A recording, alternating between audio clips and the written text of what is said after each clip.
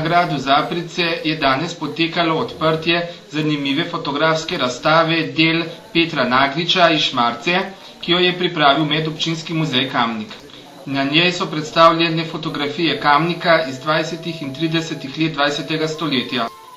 Avtorica razstave, magistra Zora Torkar, takole pojasnjuje idejo za nastanek razstave in kaj vse lahko na razstavi vidimo.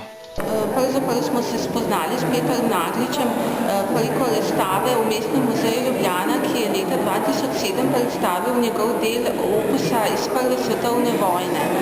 In v bistvu takrat je bila izdana knjiga in pa fotografije in potem smo seveda spoznali, da je to zelo bogata dediščina, da je v bistvu to kamniški rojak, rojen je bil v Šmarci pri Kamniku in da je veliko motivike v bistvu tudi kamniške iz tega kamniško-domžalskega območja, zelo zanimiva, od ljudskih običajev, podobe mest, vasi, tako da veliko je recimo, ker je bil veren človek, je veliko tudi hodil na romanje, tako da so recimo prve slike iz romanj iz leta 1910, ko je bilo organizirano prvo slovensko romanje v Sveto deželo.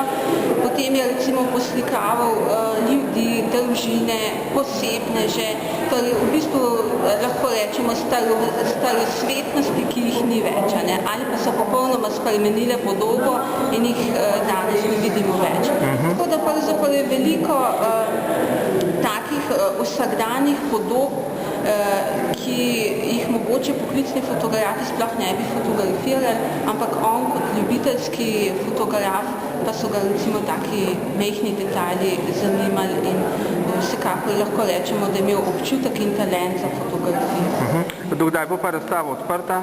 Razstava bo odprta do maja 2010.